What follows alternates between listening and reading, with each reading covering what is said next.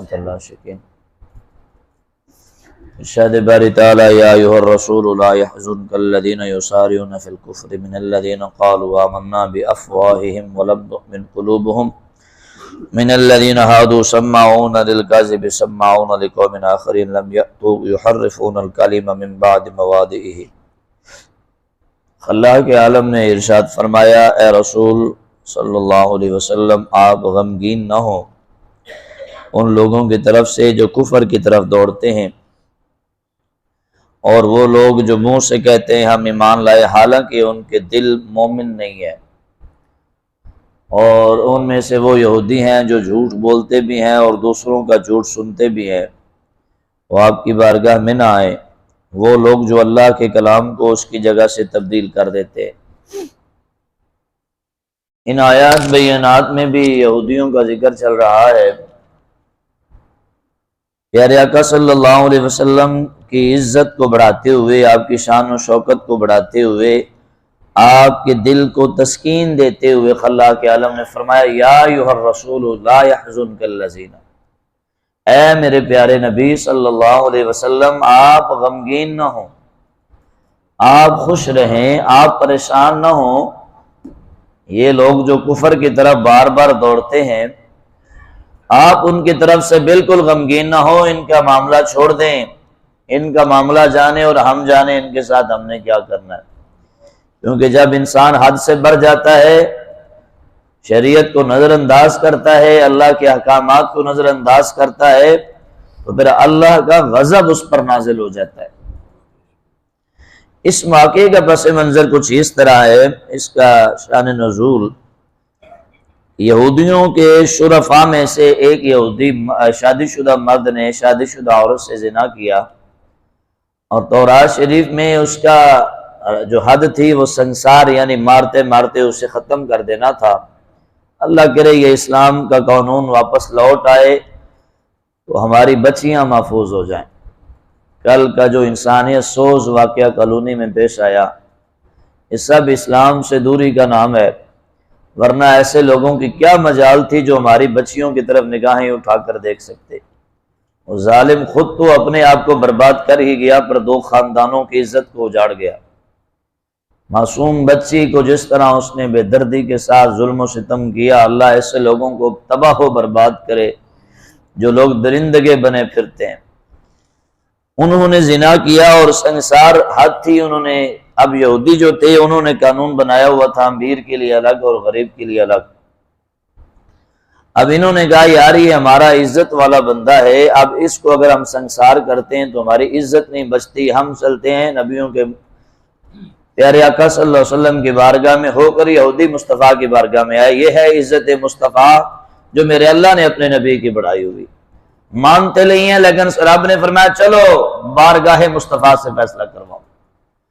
میرے نبی کی بارگاہ میں کعب بن اشرف یہودی ان کا بڑا تھا، اس کے ساتھ مل کر آئے، ماجرہ پیش کیا میرے آقا نے۔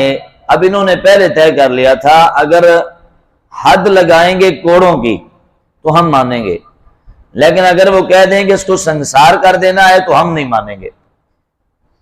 کوارا بندہ اگر زنا کرتا ہے تو 80 کوڑے مارے جاتے ہیں، شادی شدہ اگر بندہ زنا کرتا ہے تو مار مار مار کے اسے سنسار کر دیا جاتا ہے، یعنی جب تک وہ مر نہ جائے اس کو مارتے رہتے۔ یہ سنسار اور رجم کا حکم ہے۔ اب انہوں نے کہا تھا کہ حد لگائیں گے کوڑوں والی تو مانیں گے، اگر سنسار کریں گے تو ہم نہیں مانیں گے۔ سرکار دو عالم صلی اللہ علیہ وسلم کی بارگاہ میں جب پیش ہے تو سرکار نے پہلے پوچھ لیا کہ تم میرا فیصلہ مانو گے؟ کہ جی مانیں گے۔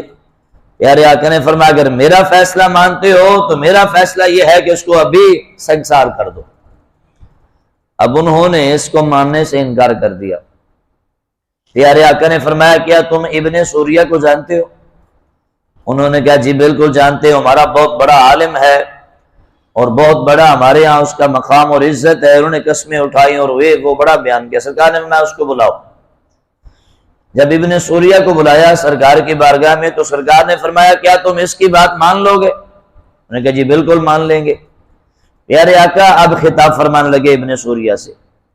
میرے آقا نے فرمایا تجھے قسم ہے اس ذات کی جس نے حضرت موسیٰ علیہ السلام کو نبی بنایا اور تمہیں دریاؤں میں راستے دیے اور تمہارے لیے من و سلوہ نازل کیا، تمہیں قسم ہے اس ذات کی جس نے فرعون سے نجات دی، اور تمہیں قسم ہے اس ذات کی جس نے تمہیں اتنی نعمتوں سے نوازا، اب تو بتا کہ تورات شریف میں سنسار کو حکم ہے کہ نہیں؟ جب میرے آقا نے قسم دی نا تو اس نے ڈر گیا، اس نے کہا یا رسول اللہ اگر مجھے عذاب الہی کا خدشہ نہ ہوتا تو میں مکر جاتا، لیکن چونکہ آپ نے مجھے قسم دی ہے تو میں بولتا ہوں کہ تورات شریف میں جیسا آپ بول رہے ہیں ویسا کا ویسا حکم ہے کہ سنسار کر دیا جائے۔ میرے آقا نے فرمایا کہ اس کا پس منظر کیا ہے، یہ تم لوگوں نے کیوں ایسی راہ نکال دی ہے کہ سنسار کو چھوڑ دیا ہے؟ یہ ہے یحرفون الکلم من بعد مواضعہ کہ اللہ کی کلمات کو اس کی جگہ سے تبدیل کر دینا، اور آج ہمارے معاشرے میں یہی چیز چل رہی ہے۔ آتا ہوں اسی کی طرف، ابن سوریہ نے پس منظر سے پردہ اٹھایا۔ اس نے کہا جی ہوتا یہ تھا کہ ہمارے ہاں امیر کے لیے الگ قانون تھا، غریب کے لیے الگ قانون تھا، غریب کو معاف کر دیا جاتا تھا اور امیر کو معاف کر دیا جاتا، غریب کو سزا دی جاتی تھی۔ یوں ہمارے ہاں زنا بکثرت پکڑ گیا، بہت زیادہ زنا ہونے لگ گیا، اور آج جو ہمارے معاشرے میں آئے دن زنا ہو رہا ہے صرف اسی وجہ سے ہے کہ ہم نے قانون کو چھوڑ دیا ہے، ہم نے مہلت دینی شروع کر دی، ادھر سے ہم پکڑتے ہیں ادھر سے ہم چھوڑ دیتے ہیں۔ اب اس نے کہا جب یہ معاملہ پیش ہوا تو اتنا زیادہ زنا عام ہو گیا کہ بادشاہ وقت کے چچا نے زنا کر دیا۔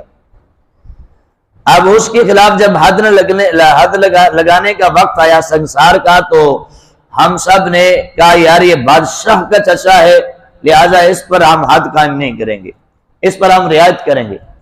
بادشاہ کا چچا سمجھتے ہوئے ہم نے اس پر حد نہیں لگائی۔ تھوڑا سا وقت گزرا تو قوم میں سے کسی ایک شخص نے زنا کیا، تو اب بادشاہ وقت نے اس پر حد لگانی چاہی تو ساری قوم کھڑی ہو گئی۔ ساری قوم نے کہا جب تک تم بادشاہ کے چچا کو سنسار نہیں کرو گے اس وقت تک ہم اس کو سنسار نہیں کرنے دیں گے۔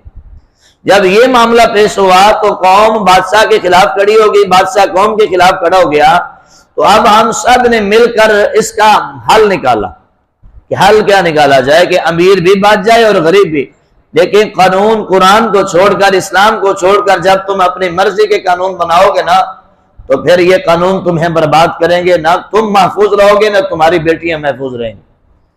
اب یہ جب ہم نے راستہ نکالا تو ہم نے یہ راستہ نکالا کہ امیر ہو یا غریب 40 کوڑے مارے جائیں، اس کا منہ کالا کیا جائے اور گدھے پہ الٹا بٹھا کر پورے شہر میں گشت کروایا جائے، یہ ہم نے درمیانی راستہ نکالا تھا۔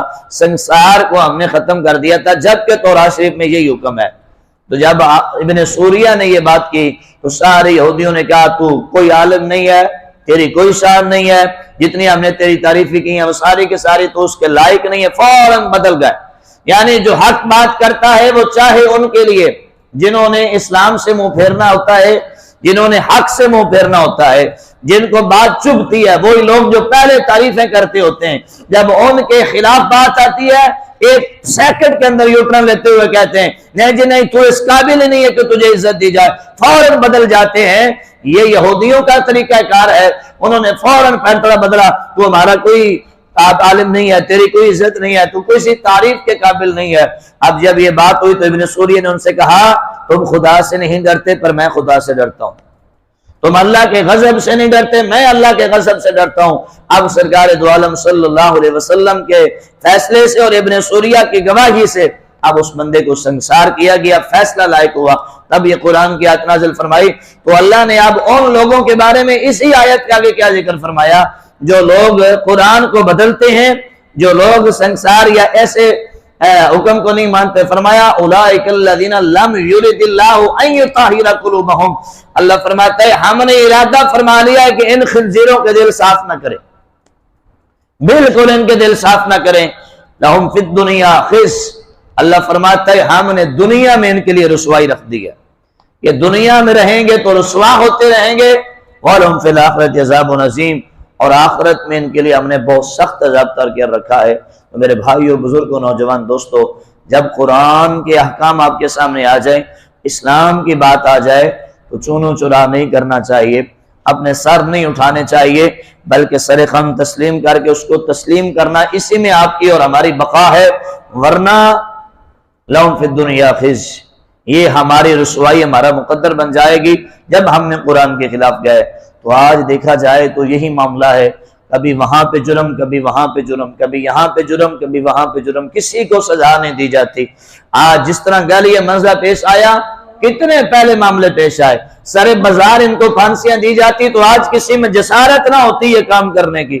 آج پوچھے تو اس ماں سے جس کی لخت جگر کے ساتھ یہ ہوا، پوچھے اس باپ کے جس کی شہزادی پھولوں جیسی اتنی پیاری بچی کے ساتھ یہ ہوا، وہ کس حال میں جی رہے ہیں، اور وہ ہم تو اپنے گھروں میں افسوس کر کے لیٹ گئے، رات کو نیند نہیں آئی کہ یہ منظر جب سامنے پیش آیا تو جس کی اپنی شہزادی کے ساتھ یہ معاملہ پیش آیا اس کے ساتھ کیا بیت رہی ہے یہ تو بیچارہ وہی جانتا ہے۔ لیکن ہم کہتے ہیں کون سا ہماری بیٹی کے ساتھ ہوا ہے جو ہم نکلے احتجاج کریں؟